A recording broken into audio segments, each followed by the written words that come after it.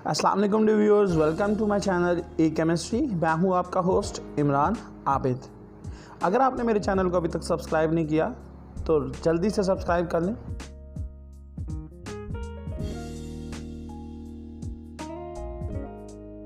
आज की इस वीडियो में मैं चैप्टर 3 एफएससी पार्ट 2 को कंटिन्यू करूंगा, that is group 4A elements. Group 4A elements में अगर हम बात करें तो हमारे पास कार्बन, सिलिकॉन, जर्मेनियम, टिन और लेड है। अगर यहाँ पे थोड़ा सा हम इन एलिमेंट्स को देखें तो इसमें कार्बन जो है वो वाहिद है हमारे पास जो नॉन मेटल है। बाकी सिलिकॉन और सिलिकॉन और जर्मेनियम जो है हमारे पास मेटलॉइड में आते हैं, और टिन और लेड जो है हमारे क्या है मेटल्स में आते हैं। एंड अगर यही चीज़ हम जो पिछले ग्रुप्स के अंदर देखते आए हैं, हमने थर्ड ग्रुप में भी पढ़ा था, बोरॉन से एल्युमिनियम में आते हैं तो एकदम से साइज़ जो है वो काफ़ी ज़्यादा इंक्रीज़ करता है, लेकिन उसके बाद साइज़ में इतना हाथ इजाफा नहीं होता। तो वही same cheese size down the group तो इंक्रीज़ करेगा, लेकिन बहुत ज़्यादा साइज़ इंक्रीज़ करता है जब हम सेकंड पीरियड से थर्ड पीरियड में आते हैं। फिर थर्ड से फोर्थ में जाते हैं, चूँकि डी और एंड तक एफ ऑर्बिटल्स की इन्वॉल्वमेंट अब डी और एफ सब शेल की इन्वॉल्वमेंट आ जाती है, तो फिर साइज़ में इतना इजाफा नहीं हो पाता जितना होना चाहिए एक शेल के इजाफे से। बाकी मेल्टिंग एंड बॉइलिंग पॉइंट इनके डिक्रीज़ कर रहे हैं down the group. Carbon top पे है डायमंड के फॉर्म में, बहुत high melting and boiling point है 35-70। अच्छा, फिर नेक्स्ट अगर हम बात करते हैं हमारे पास इनके बारे में अगर देखें तो प्रॉपर्टीज़ काफ़ी ज़्यादा चेंज हो रही होती हैं। कार्बन टॉप पे जो है वो नॉन मेटल है। अब यहाँ पे मेंशन तो किया गया है carbon and silicon are the only members which are non metal, लेकिन असल में कार्बन ही नॉन मेटल है, सिलिकॉन मेटलॉइड आता है, ठीक है, वो मेटल नहीं है। कार्बन की कुछ प्रॉपर्टीज़ यहाँ पे डिस्कस की गई हैं। कार्बन और सिलिकॉन दोनों के ऑक्साइड एसिडिक होते हैं, बाकी सब के एम्फोटेरिक होते हैं। बाकी बेशक टिन और लेड मेटल्स हैं, लेकिन उनके ऑक्साइड एम्फोटेरिक हैं। और कार्बन और सिलिकॉन जो है tends to form covalent bond, ये थोड़ा सा डिस्कस किया गया, और इनके जो ऑक्साइड हैं वो एसिडिक अगेन वो शो किया गया। अच्छा, फिर आगे चलते हैं तो इसमें हमारे पास वैलेंसी का जिक्र आ गया, इनर्ट पेयर इफेक्ट का जिक्र आ गया। ये थोड़ा सा समझ लीजिए इनर्ट पेयर क्या होता है। इनर्ट पेयर देखें वो होता है कि जैसे अब इस ग्रुप के अंदर आपको पता है कि वैलेंस के अंदर 4 इलेक्ट्रॉन होते हैं। इनके वैलेंस के 4 हैं। एक होता है इनके NH2 NP2। लाइक कार्बन को अगर आप देखते हैं, कार्बन की क्या है आपके पास ऑक्सीडेशन और last valence electronic configuration that is 2s2 2p2। Similarly जब आप नीचे जाते हैं कार्बन से सिलिकॉन वो 3s2 3p2 होता है। सिलिकॉन से नीचे जर्मेनियम है, उसकी 4s2 4p2 होता है। इसी तरह 5s2 5p2, और जो लेड है सबसे एंड पे 6s2 6p2 होता है। सेम इलेक्ट्रॉनिक कॉन्फ़िगरेशन इस तरह से वैलेंस की इनकी चलती है। अब इनके वैलेंस में 4 इलेक्ट्रॉन है, जैसे आपको नज़र आ रहा है 2s2 2p2। तो कार्बन, सिलिकॉन और जर्मेनियम जो पहले 3 हैं वो तो अपने इन चारों इलेक्ट्रॉन्स को यूज़ करते हैं वैलेंसी के लिए, 4 बॉन्ड बनाते हैं। लेकिन जो आखिर वाले 2 हैं वो या तो 2 भी बनाते हैं, मतलब उनकी 2 तरह की वैलेंसीज हैं। जैसे अगर आप देखें, ये मैं हाईलाइट करता हूँ, तो जो लास्ट वाले 2 हैं टिन और लेड, ये तो अपनी 4 वैलेंसीज भी यूज़ कर सकते हैं। स्टैनिक और प्लम्बिक फॉर्म में PbCl4 होता है, वो प्लम्बिक क्लोराइड होता है, और SnCl4 स्टैनिक क्लोराइड होता है। इसी तरह ये अपने 2 इलेक्ट्रॉन्स भी यूज़ कर सकते हैं, जो PbCl2 या SnCl2। लेकिन ऊपर वाले जो 4 हैं जिसमें कार्बन और सिलिकॉन और जर्मेनियम आते हैं, ये अपनी फुल 4 वैलेंसीज यूज़ करते हैं, इनमें 2 वैलेंसी है ही नहीं है। तो यहाँ पे जो वैलेंसी आती है, इसके पीछे क्या रीज़न है कि ये 2 वाली वैलेंसी, ख़ास तौर पे लेड, उसके अंदर इनर्ट पेयर इफेक्ट होता है। इनर्ट पेयर इफेक्ट क्या होता है कि वो इलेक्ट्रॉन पेयर जो बॉन्डिंग में हिस्सा नहीं लेता। अब देखें, मैंने कहा लेड की वैलेंस क्या होगी, लेड की वैलेंस अब देखें 6s2 6p2 है सबसे वैलेंस बाहर वाली। तो इसके जो आप अब ये भी आपने हाइब्रिडाइजेशन में पढ़ा था कि S का एक इलेक्ट्रॉन एक्साइट होकर P में चला जाता है तो 4.5 फील्ड आ जाते हैं हमारे पास इलेक्ट्रॉन। लेकिन लेड के केस में ये जो 6s2 है ना इलेक्ट्रॉन, ये पेयर जो 6s के अंदर है, ये अपना एक इलेक्ट्रॉन आगे नहीं प्रमोट करवाता, क्योंकि एनर्जी का डिफरेंस 6s और 6p में थोड़ा ज़्यादा होता है, जिससे इलेक्ट्रॉन आगे नहीं जा पाता। तो वो सिर्फ 2 अनपेयर्ड इलेक्ट्रॉन होते हैं जो बॉन्डिंग में हिस्सा लेते हैं। ये जो पेयर है 6s2 का, ये बॉन्डिंग में हिस्सा नहीं लेता, इसे कहते हैं इनर्ट पेयर। इसे क्या कहते हैं? इनर्ट पेयर, ठीक है, ये इनर्ट पेयर होता है। तो ये सबसे ज़्यादा प्रोमिनेंट हाई मेंबर्स के अंदर ही होता है, खास तौर पे लेड, ठीक है। जैसे उसने एंड पे भी मेंशन किया है, this prominent in the high atomic masses namely lead. तो लेड के अंदर ज़्यादा प्रोमिनेंट है, यानी लेड का डाइक्लोराइड यानी प्लम्बस क्लोराइड जो है वो ज़्यादा स्टेबल होता है एज़ कम्पेयर टू प्लम्बिक क्लोराइड। अच्छा, नेक्स्ट अगर हम बात करते हैं, एक तो ये वैलेंसी की बात आ गई, फिर इनकी कुछ कॉमन प्रॉपर्टीज़ की डिस्कस की गई है कि सब के सब जो है वो एक ज़ाहिर है 4 वैलेंसी तो सारे शो करते हैं ना, बेशक लाइट का स्टेबल 2 वाला लेकिन 4 वो भी करता है। हाइड्राइड MH4 बनाते हैं, हेलाइड भी टेट्रा हेलाइड बनाते हैं और ऑक्साइड डाइऑक्साइड बनाते हैं। तो इनमें अब चूँकि बस आगे 2 को ही डिस्कस किया गया है, कार्बन और सिलिकॉन को, और एंड पे थोड़ा सा लेड को डिस्कस किया गया, लेड के ऑक्साइड। अब यहाँ पे कार्बन और सिलिकॉन को थोड़ा सा इस लिहाज से भी इंपॉर्टेंट याद रखना है हमने। ये ऑलरेडी कैल्शियम जो कार्बोनेट है आपने ऑलरेडी पीछे पढ़ा हुआ, लाइमस्टोन कहते हैं इसको, डोलोमाइट भी पीछे पढ़ के चुके थे सेकंड चैप्टर के अंदर, मिनरल्स को, मैग्नीसाइट भी, ये तकरीबन हम ऑलरेडी पीछे कार्बन के जो ये कंपाउंड्स हैं इनको स्टडी कर चुके हैं, बस इनको आपने याद रखने हैं। वैसे कार्बन आपको पता है डायमंड और ग्रेफाइट की फॉर्म में फ्री स्टेट में पाया जाता है, और एमॉर्फस फॉर्म में चारकोल और चारकोल की फॉर्म में पाया जाता है। अमीनोऑर्गेनिक पार्टियाँ, लेकिन कार्बन ये भी आपको पता है कि हमारी बॉडी के अंदर स्किन जो आपकी प्रोटीन है उसके अंदर कार्बन की लॉन्ग चेन्स पड़ी हुई हैं। आपकी बॉडी के अंदर ग्लूकोज है, जो लिपिड है, सारे के सारे जो बायोमॉलिक्यूल्स हैं वो कार्बन से ही बने हुए हैं। तो कार्बन कंबाइंड स्टेट में भी आगे पीछे काफ़ी जगह पाया जाता है। अब अगर बात करते हैं सिलिकॉन की, तो सिलिकॉन जो है the most abundant, very abundant element, about 25% of the mass of earth crust is being due to this element. आप देखें एल्युमिनियम को भी देखें तो एल्युमिनियम भी इसी के साथ पाया जाता है। देखें अब ये जो मिनरल्स हैं इसके, ये भी हम इनमें से बहुत सारे एस्बेस्टॉस ऑलरेडी हम पीछे डिस्कस कर चुके हैं। जो टाल्क सोप स्टोन है ये भी हम डिस्कस कर चुके हैं, हाइड्रोजन मैग्नीशियम सिलिकेट। इसमें अब काउलिन क्ले जो है ये भी हम पीछे डिस्कस कर चुके हैं, फेल्डस्पार को भी डिस्कस किया था। अब ये हमारा जो है इसमें ज़िरकॉन एक आ गया, ZrISO4। ज़िरकॉन एक जेम स्टोन है और लोग रिंग्स वगैरह में इसको लगवाते रहते हैं। अच्छा, फिर आगे चलते हैं, दैट इज़ सिलिकॉन मोस्टली जो आपके पता है सिलिकॉन डाइऑक्साइड की फॉर्म में पाया जाता है, लार्ज सिलिकॉन डाइऑक्साइड सैंड।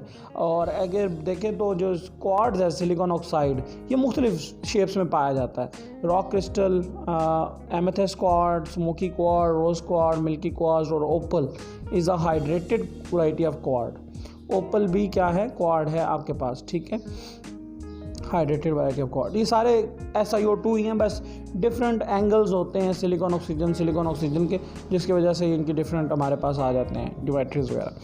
अगर आगे चल के देखते हैं तो हमारे पास पिकुलर बिहेवियर ऑफ कार्बन, 2 चीज़ें डिस्कस की हैं, इसमें कोई ज़्यादा नहीं। कार्बन एक तो नॉन मेटल है, मैं अगेन बता रहा हूँ, सिलिकॉन को उन्होंने यहाँ पे नॉन मेटल लिखा है बुक में, लेकिन सिलिकॉन मेटलाइट केस है, ठीक है। कार्बन नॉन मेटल है और बाकी जो है मेटलाइट और मेटल्स आ जाते हैं। कार्बन की सेल्फ लिंकिंग एबिलिटी है जो कि ऑर्गेनिक केमिस्ट्री के अंदर बहुत प्रोनाउंस है, सारी ऑर्गेनिक केमिस्ट्री इस प्रॉपर्टी के ऊपर डिपेंड करती है, that is catenation. Carbon long chains बना लेता है, जबकि इस तरह की जो प्रॉपर्टी है वो मैक्सिमम इसी के अंदर है, बाकियों के अंदर कम है, ठीक है। एंड देन अगर हम देखें कार्बन के जो कंपाउंड्स हैं, कार्बन के कंपाउंड्स में कार्बन के 3 ऑक्साइड्स को डिस्कस किया गया, carbon monoxide, carbon dioxide, carbon सब ऑक्साइड C3O2। ये लास्ट वन जो है कार्बन सब ऑक्साइड लेटर इम्पॉर्टेंस है, इसको कम डिस्कस किया गया। यहाँ पे अगर देखा जाए तो याद रखने वाली चीज़, एक तो आप इसका स्ट्रक्चर थोड़ा सा देख लें, और दूसरा डायपोल मोमेंट आपने कार्बन मोनोऑक्साइड की याद रखनी है, एंड स्लाइटली पोलर इस डायपोल मोमेंट से हमें ये नज़र आता है, ठीक है।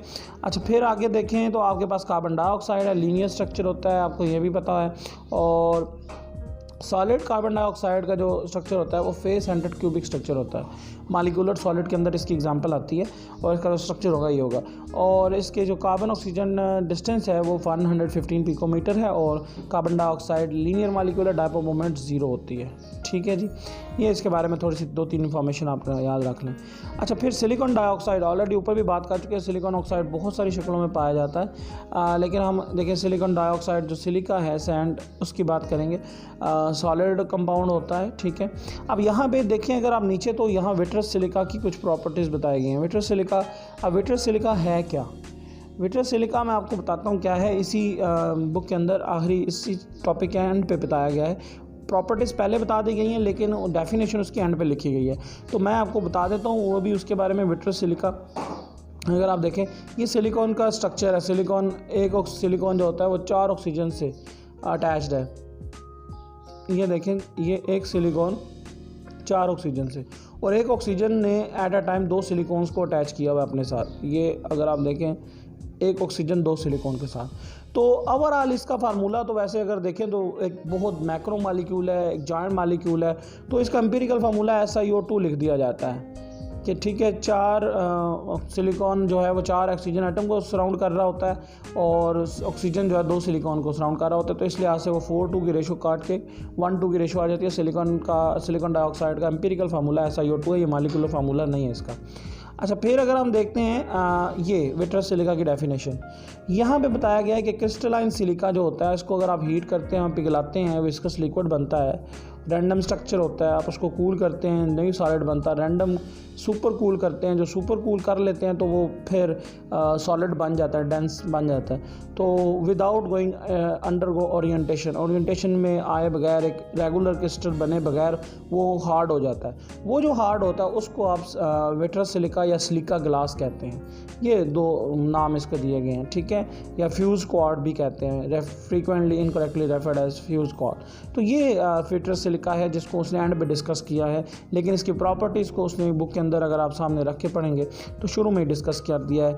प्रॉपर्टीज़ में इसकी थर्मल एक्सपेंशन इसकी बड़ी कम है, एक्सीलेंट इंसुलेटर है, 1500-1600 डिग्री से नीचे मेल्ट नहीं होता, रिफ्रैक्टरी है और तमाम एसिड्स के अगेंस्ट जो है वो रेजिस्टेंट है, इनसॉल्युबल इन वाटर है लेकिन and inert toward many reagents. तो ये थोड़ा सा इसकी प्रॉपर्टीज है विट्रस सिलिका की।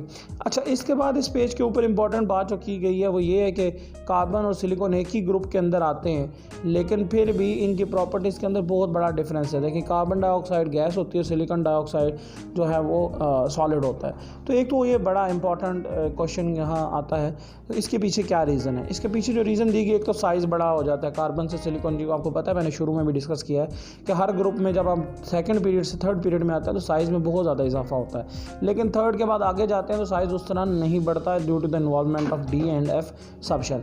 अब यहाँ पे अगर आप देखें तो यहाँ उसने ये जिक्र किया है कि साइज़ जो है सिलिकॉन का वो मच लार्जर है, जिसकी वजह से वो अपने आसपास ज़्यादा ऑक्सीजन आइटम्स को सराउंड करा सकता है। मिसाल के तौर पे एक घर में छोटा सहन है, एक में बड़ा सहन है, तो कहाँ ज़्यादा लोग जमा हो सकते हैं? ऑब्वियसली जहाँ सहन बड़ा होगा, जहाँ साइज़ बड़ा होगा वहाँ ज़्यादा ऑक्सीजन आइटम आसपास सराउंड हो सकते हैं। तो सिलिकॉन के आसपास ज़्यादा ऑक्सीजन आइटम सराउंड कर सकते हैं, कार्बन के गिर्द कम। और दूसरा उसने ये लिखा हुआ है कार्बन फॉर्म डबल बॉन्ड। ज़ाहिर है 2 एटम है, 2 के साथ डबल बॉन्ड बना के छोटा सा मालिक्यूल बना लेता है, small linear molecule which is volatile and reasonably reactive. जबकि दूसरी तरफ सिलिकॉन के साथ 4 ऑक्सीजन एटम होते हैं और सब के साथ सिंगल बॉन्ड बनाया होता है, टेट्राहेड्रल एंगल्स होते हैं, और यही चीज़ सारी तरफ रिपीट होती हुई हमारे पास continuous joint silicon oxygen network बना देता है। तो एक बहुत बड़ा क्रिस्टल बन जाता है, उसका high melting and boiling point होता है। तो ये एक मेन डिफरेंस है।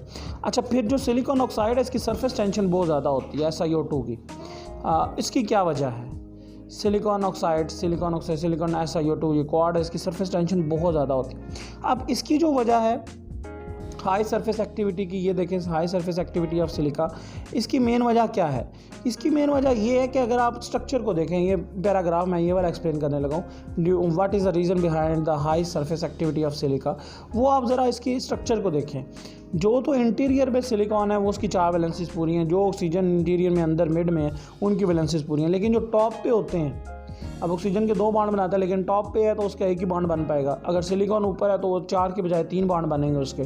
तो बॉन्डिंग मुकम्मल ना होने की वजह से जो सरफेस के ऊपर एटम होंगे, सिलिकॉन हो या ऑक्सीजन हो, उनकी वैलेंसीज पूरी नहीं है, तो इस वजह से वो बहुत रिएक्टिव होते हैं, इसलिए सरफेस एक्टिविटी इसकी बहुत ज़्यादा है सिलिका की। ठीक है, बाकी जितनी आपने ऊपर amethyst quartz, milky quartz, smoky quartz पढ़ा है, उन सब के अंदर आपके पास हर सिलिकॉन के गिर्द 4 ऑक्सीजन ही होते हैं और हर ऑक्सीजन के गिर्द आपके पास 2 सिलिकॉन ही होते हैं। ये सारा उसके बारे में लिखा हुआ है। बस थोड़ा सा एंगल्स के अंदर और रेगुलर अरेंजमेंट ऑफ एटम्स के अंदर डिफरेंस होता है, बाकी सब सेम होता है। ठीक है, अच्छा जी, फिर आगे देखें चल के तो हमारे पास आ जाते हैं सिलिकेट्स क्या हैं? सिलिसिक एसिड्स के साल्ट। जिस तरह हमने पीछे बोरेक्स को पढ़ा था लास्ट, पता आपको, वो टेट्राबोरिक एसिड का साल्ट था। टेट्राबोरिक एसिड के H उतार के हमने Na लगा दिया था तो बोरेक्स बन गया था। इसी तरह सिलिसिक एसिड होते हैं, उनका H उतार के सबसे पहला जो सिलिकेट है सोडियम सिलिकेट। आप देखें इस मेटा सिलिसिक एसिड का साल्ट है H2SiO3। H2 की जगह हमने Na2 लगा दें तो सोडियम सिलिकेट बन जाता है। अच्छा, इसके बारे में मज़े की बात, इसको वाटर ग्लास कहते हैं, सॉल्युबल ग्लास भी कहते हैं। क्यों? क्योंकि सोडियम सिलिकेट पानी के अंदर हल हो जाता है। अब है ग्लास लेकिन पानी के अंदर हल हो जाता है, तो इसको वाटर ग्लास भी कह सकते हैं, सॉल्युबल ग्लास भी कहते हैं। मेटासिलिसिक एसिड का साल्ट है। और इसको जो बनाया जाता है वो सोडा ऐश मैं फिर बार बार रिपीट कर रहा हूँ, light soda ash, sodium carbonate, Na2CO3, Na2CO3 मैं बार बार बताता हूँ, पीछे भी बताया था कि पास पेपर में एक दफ़ा पूछा भी गया था, लाइट सोडा ऐश जो होता है, ठीक है। अच्छा, फिर ये जो सोडा ऐश है इसको रिएक्ट करवाते हैं सैंड के साथ, SiO2 के साथ। रिएक्शन अगर आप देखें नीचे थोड़ा सा, ये सोडियम कार्बोनेट को सैंड के साथ ट्रीट कराएं तो सोडियम सिलिकेट आपके पास आ जाता है। सोडियम सिलिकेट वाटर के अंदर सॉल्युबल है, ऑलरेडी ऊपर बता चुका हूँ, इसीलिए तो इसको वाटर ग्लास भी कहते हैं और सॉल्युबल ग्लास भी कहते हैं। अच्छा, फिर अगर आप नीचे आए तो केमिकल गार्डन का जिक्र आया। केमिकल गार्डन क्या है?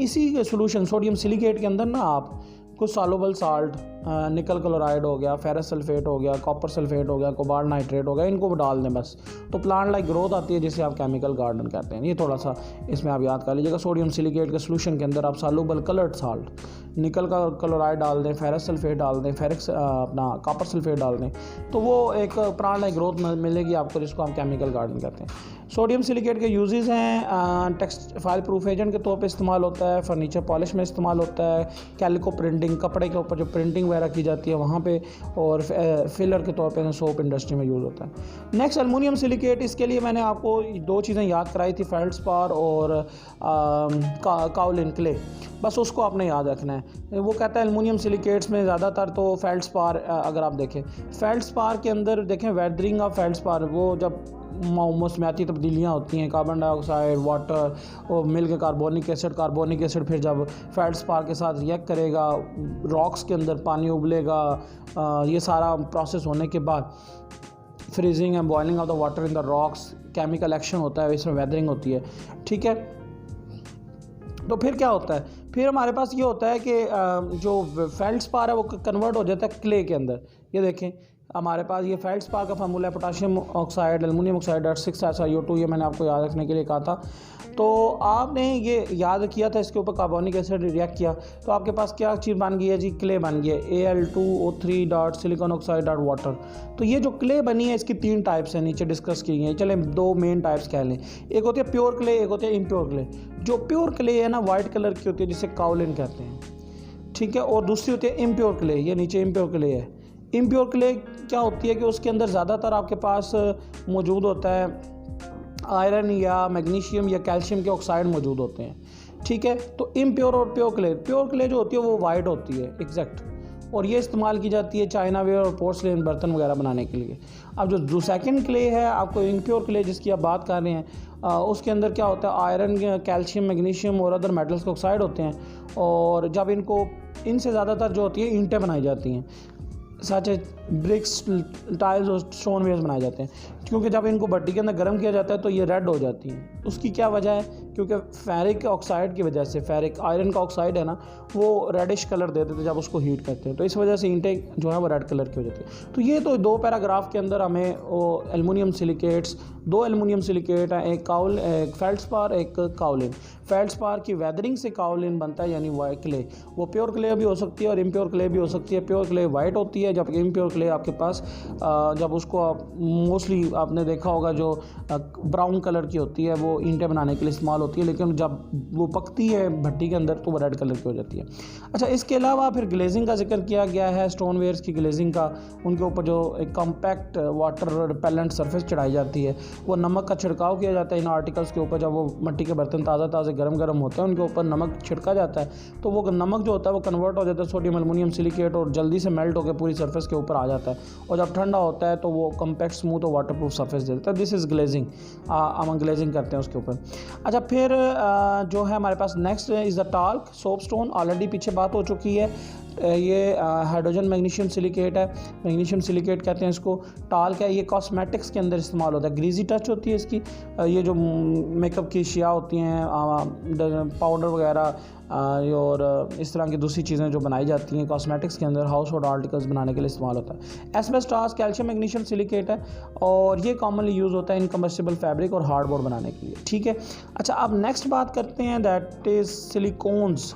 सिलिकॉन्स क्या हैं? सिलिकॉन्स जो हैं वो पॉलीमर हैं एक किस्म के, जिसमें जो बैकबोन होती है वो सिलिकॉन ऑक्सीजन की बैकबोन होती है। सिलिकॉन ऑक्सीजन ये बैकबोन चलती जाती है, सिलिकॉन ऑक्सीजन यूँ सिलिकॉन ऑक्सीजन की बैकबोन होती है। बस इनमें ये होता है सिलिकॉन्स में कि साइड चेन, सिलिकॉन के साथ साइड पे अल्काइल ग्रुप लगे होते हैं, या मिथाइल, जैसे CH3 लगा दिया ऊपर भी और नीचे भी, सिलिकॉन के ऊपर और नीचे मिथाइल भी हो सकता है, इथाइल भी हो सकता है, कार्बन की कोई भी अल्काइल ग्रुप की चेन लगी हो सकती है, तो इन्हें सिलिकॉन कहते हैं। तो मैं डेफिनेशन अगर इनकी आपके सामने बोलूँ, ये सिलिकॉन्स बने हुए मैं आपको दिखाता हूँ। ये हेयर इट इज़ सिलिकॉन्स, ये देखें सिलिकॉन ऑक्सीजन की बैकबोन है और साइड पे क्या है आपके पास अल्काइल ग्रुप लगे हुए हैं, दीज आर सिलिकॉन्स। अब सिलिकॉन्स का जो इस्तेमाल है और इनकी प्रॉपर्टी है, ये ऑयल होते हैं और ऑयल एज अ यूज़ होते हैं लुब्रिकेटिंग ऑयल्स के तौर पे गाड़ियों के अंदर, जो आपको पता है बेयरिंग्स के अंदर, और ये गाड़ी के इंजन को स्मूथली रन करने के लिए वो गाड़ियों का इंजन ऑयल जो होता है ना, वो लुब्रिकेटिंग ऑयल जिसे कहते हैं, वो उसके तौर पे इस्तेमाल होते हैं। हालांकि वो ऑर्गेनिक भी होते हैं। अब ऑर्गेनिक और इनके ऊपर क्यों प्रेफरेंस दी, अब कौन सा अच्छा है? जो होते हैं ना सिलिकॉन ऑयल्स, ये प्रेफर किए जाते हैं as compare to organic oils. इसकी भी वजह है क्योंकि इनकी जो विस्कोसिटी है वो इतनी चेंज नहीं होती जब आप टेम्परेचर चेंज करते हैं। अगर मैं देखूं प्रॉपर्टीज़ और यूजेस के अंदर, तो यहाँ पे ये हाइड्रोलिक सिस्टम्स, ब्रेक्स के अंदर भी इस्तेमाल होते हैं, ये बेयरिंग्स, ऑयल, ग्रीस वगैरह के तौर पे इस्तेमाल होते हैं, ये मैं ऑलरेडी बता चुका हूँ, लुब्रिकेंट्स के तौर पे इस्तेमाल होते हैं। तो इसकी क्या वजह है, क्यों इनको प्रेफर किया जाता है और पेट्रोलियम? क्योंकि जब पेट्रोलियम का टेम्परेचर 100 से 0 पे आता है ना, उसकी जो विस्कोसिटी है वो को तकरीबन 100 गुना बढ़ जाती है। लेकिन ये जो सिलिकॉन ऑयल्स हैं, इनकी विस्कोसिटी को 3 से 4 गुना सिर्फ बढ़ती है, whereas the silicon oil will increase less to 3 to 4 fold. तो इनकी कोई इतनी ज़्यादा विस्कोसिटी नहीं बढ़ती, जितनी विस्कोसिटी इनकी 100 डिग्री पे होगी उतनी 0 डिग्री के करीब होगी। लेकिन जो ऑर्गेनिक ऑयल्स हैं यूज़ किए जाते हैं, उनकी विस्कोसिटी बहुत ज़्यादा चेंज हो जाती है। 100 पे अगर थोड़ी है तो 0 पे आके बहुत ज़्यादा हो जाएगी, जिससे मतलब पिस्टन वगैरह वो मूव ही ना करें उसके अंदर, बेयरिंग्स वगैरह, ठीक है। अच्छा, एक तो ये हो गया, इसकी वजह से जो है ना, और सिलिकॉन्स जो लुब्रिकेंट्स हैं उनको प्रेफर किया जाता है और ऑर्गेनिक। अच्छा, फिर इसके अलावा मिथाइल देखें, ऊपर मिथाइल ग्रुप लगाया था, इसके अलावा इथाइल भी लगा सकते हैं। इसी के मिथाइल सिलिकॉन के अगर हाई मालिकुलर मैस बनाएंगे, छोटे बनाएंगे, बड़े मालिकुलर मैक्रो मालिकुल बनाएंगे, तो वो जो है वो रबर वगैरह बनाने के लिए या ट्यूब्स वगैरह बनाने के लिए इस्तेमाल होता है, ठीक है। अच्छा, इसके अलावा इसके यूजेस बताए गए हैं, इसको आप स्टडी कर सकते हैं। ब्रिजेस के अंदर silicones can made in such a way that bridges and cross linkages bind one long molecule to the other. So इस तरह ये इस्तेमाल किए जाते हैं इलेक्ट्रिकल इंसुलेशन के अंदर, ठीक है। इलेक्ट्रिकल इंसुलेशन इसका इस्तेमाल हो गया। एक और इसका इंपॉर्टेंट यूज़ है कि वाटर सरफेस, जो सरफेस है ना, उसको वाटर रिपेलेंट बनाने के लिए इस्तेमाल किया जाता है। फिल्म बनाई जाती है, ग्रीस फिल्म, उसके ऊपर अप्लाई किया जाता है। नेक्स्ट हमारे पास है जी semiconductor, half conductor, mid conductor कह लें इनको। ये नॉन मेटल से जो नॉन कंडक्टर उनसे अच्छे कंडक्टर होते हैं, लेकिन कंडक्टर से ज़रा कम कंडक्टर होते हैं, ठीक है। इसमें एलिमेंट भी हो सकते हैं। एलिमेंट में कौन कौन से हैं? जर्मीनियम है, सिलीनियम है और सिलिकॉन। ये 3 एलिमेंट डायरेक्ट एज आ बजाते खुद, मतलब जर्मीनियम ले लें या सिलीनियम ले लें या सिलिकॉन को ले लें, ये एज इट सेल्फ वो एज आप इनको इन सेमीकंडक्टर इस्तेमाल कर सकते हैं। और कुछ कंपाउंड्स भी हैं, जब आप बात करते हैं तो कंपाउंड्स में आपके देखें lead sulphide, silicon carbide, cadmium sulphate, lead telluride, gallium arsenide and indium antimonide, ये कुछ कंपाउंड्स भी हैं जो एज आ सेमीकंडक्टर इस्तेमाल होते हैं। सेमीकंडक्टर का फ़ायदा क्या है, कहाँ इनको इस्तेमाल ज़्यादा अच्छे से किया जा सकता है? असल में 2 जगहों पे, एक तो ये लाइट के आगे बड़े सेंसिटिव होते हैं, और दूसरा टेम्परेचर के ऊपर, जो टेम्परेचर होता है ना, टेम्परेचर बढ़ाने से, आपको पता है आपने लास्ट ये भी पढ़ा था, टेम्परेचर के ऊपर, इनकी इलेक्ट्रिकल कंडक्टिविटी टेम्परेचर के ऊपर, दोनों से चीज़ों को बढ़ाने से इनकी कंडक्टिविटी बढ़ती है। लाइट बढ़ेगी, लाइट ज़्यादा होती जाएगी, इनकी कंडक्टिविटी बढ़ती जाएगी। टेम्परेचर बढ़ता जाएगा, इनकी कंडक्टिविटी बढ़ती जाएगी। जबकि अगर मेटल्स के साथ इनको कंपेयर किया जाए, मेटल्स के साथ, तो मेटल का टेम्परेचर बढ़ाने से पता है आपको कनेक्टिविटी कम होती है। आपने फर्स्ट ये चैप्टर 4 में भी पढ़ा था कि मेटल्स का टेम्परेचर बढ़ाने से उनकी कनेक्टिविटी कम होती है, लेकिन जो मेटलाइड्स हैं, सेमीकंडक्टर्स हैं, इनकी कनेक्टिविटी टेम्परेचर बढ़ाने से बढ़ती है। इसलिए इनको जो है वो ज़्यादा इस्तेमाल किया जाता है। चूँकि लाइट बढ़ाने से भी इनकी कनेक्टिविटी बढ़ती है, तो इनको फोटो इलेक्ट्रिक सेल और सोलर बैटरीज के अंदर सेमीकंडक्टर ही इस्तेमाल किए जाते हैं, ठीक है। ये इनके यूजेस हो गए। अच्छा, फिर अगर हम बात करते हैं नेक्स्ट लास्ट पे हमारे पास क्या आ जाता है कि uses of lead compounds. Lead के जो कंपाउंड हैं वो मोस्टली मशहूर हैं पिगमेंट्स के तौर पे। इसमें देखें, इनमें आपने याद क्या करना है, एक तो इनका कलर याद करना है। जैसे लेड सब ऑक्साइड है Pb2O, ये आपने फर्स्ट ईयर में भी पढ़ा था कि लेड स्टोरेज बैटरीज़ के अंदर इस्तेमाल होते हैं। ठीक है, लेड स्टोरेज बैटरीज़ में एनोड का काम करते हैं, कैथोड का काम। तो ये आपके पास अगर आप देखें ब्लैक कलर का पाउडर होता है। ठीक है, एक तो इसका कलर याद कर लें, दूसरा इसका यूज़ याद कर लें और फार्मूला लेड सब ऑक्साइड Pb2O। फिर अगर आप देखें नेक्स्ट लेड मोनोऑक्साइड, कुछ तो ऐसे हैं जो नाम पढ़ के उसका फार्मूला याद रखा जा सकता है, मोनोऑक्साइड PbO, एक ही उसमें ऑक्सीजन होगा। ये कलर, इसका कलर वेरी करता है जी, येलो, पेल येलो से रेडिश येलो। ठीक है, तो ये मोस्टली फ्लिंट ग्लास बनाने के लिए इस्तेमाल होता है। ठीक है, फ्लिंट ग्लास वगैरह पेंट्स वगैरह के अंदर, पेंट्स के अंदर तो सारों का इस्तेमाल है मोस्टली, चूँकि पिगमेंट है ना, पिगमेंट फिर पेंट के अंदर कलर देने के लिए इस्तेमाल होते हैं। ठीक है, तो ये इसका थोड़ा सा आपने इसमें याद कर लेंगे। अब ये आ गया ट्राईप्लमिंग टेट्राऑक्साइड, इसमें भी इसके नाम से क्लियर हो जाता है, ट्राईप्लमिंग यानी Pb3 और टेट्राऑक्साइड O4। अच्छा, ये एक रेड कलर का होता है, संदूर, आप इसको हिंदू जो होते हैं वो संदूर इसको कहते हैं। ठीक है, संदूर के तौर पे इस्तेमाल करते हैं। तो ये रेड कलर का होता है, it is the scarlet red crystalline powder. ठीक है, ऑफ रेड लेड ऑर्मिनियम। ठीक है, ये इसका जो होता है कलर होता है, इसकी प्रेपरेशन बताई गई है, वो एज इट इज़ ज़्यादा ज़रूरी नहीं है। इसका फार्मूला आपको याद होना चाहिए और इसका कलर आपको याद होना चाहिए। नीचे यूज़ देख लेते हैं, इसके अलावा ये कहाँ यूज़ होता है। ये भी शायद फ्लिंट ग्लास मैच इंडस्ट्री के अंदर फ्लिंट ग्लास बनाने के लिए, मैचेस और सिरेमिक्स ग्लेजेस वगैरह बनाने के लिए इस्तेमाल होता है। ठीक है, और ये पेंट के तौर पे तो ज़ाहिर इसका इस्तेमाल है ही है, लेड स्टोरेज बैटरीज के अंदर भी इस्तेमाल हो रहा है as a pigment in the paints apply to steel and iron to retard corrosion. ठीक है, अच्छा नेक्स्ट अगर देखते हैं that is lead dioxide PbO2 है। ये भी इसके नाम से ही क्लियर हो जाता है इसका फार्मूला, और ये रेडिश ब्राउन पाउडर है। ठीक है, पिगमेंट के तौर पे भी इस्तेमाल किया जा सकता है इसको। ठीक है, अच्छा फिर अगर नेक्स्ट अगर देखते हैं हमारे पास वाइट लेड। अब वाइट लेड से इसका फार्मूला नहीं समझ में आता, इसका फार्मूला नीचे दिया गया है, lead carbonate and lead hydroxide. ये lead 2 lead carbonate dot lead hydroxide. ये वाइट पिगमेंट है। वाइट पिगमेंट पेंट में इस्तेमाल तो किया जा सकता है लेकिन प्रेफर नहीं किया जाता। अब इसको प्रेफर क्यों नहीं किया जाता पेंट के अंदर, क्यों? क्योंकि ये जो बड़ी जल्दी से जो वेदर होता है, वेदर, इसमें ये कहीं यहाँ पे हाँ ये चीज़ मेंशन है, white lead is not suitable for use of good pigment since it is darken by the hydrogen sulphide which is present in atmosphere. तो ये इतना प्रेफर नहीं किया जाता पेंट के अंदर पिगमेंट्स के तौर पे, क्योंकि ये बड़ी जल्दी से एटमॉस्फेरिक हाइड्रोजन सल्फाइड से क्या हो जाता है, डार्क हो जाता है। तो इसलिए वाइट लेड का फार्मूला याद कर लें और इसको, इसकी रिस्ट्रिक्शन है थोड़ी सी, वो देख लें। लास्ट है जी लेड क्रोमेट, क्रोम येलो के नाम से मशहूर, येलो कलर का पिगमेंट। इसको कलर भी चेंज किया जा सकता है, ऑरेंज या रेड भी बनाया जा सकता है, लेकिन उसको क्या करना पड़ेगा, आपको अल्कली हाइड्रोक्साइड के साथ मिलाना पड़ेगा। ठीक है, जब आप इसी क्रोम येलो को, लेड क्रोमेट को आप मिक्स करेंगे कोई भी पोटाशियम हाइड्रोक्साइड ले लें सोडियम हाइड्रोक्साइड के साथ, तो फिर उसको रेड या ऑरेंज जो है वो क्रोमेट बना के पिगमेंट के तौर पे इस्तेमाल कर सकते हैं। स्टेबल येलो मॉडिफिकेशन है इसकी, ये लेड क्रोमेट इज़ मोनोक्लिनिक। ठीक है, तो ये इसका थोड़ा सा बताया गया है कि इसके पिगमेंट के तौर पे। So this is all about your chapter 3 second part.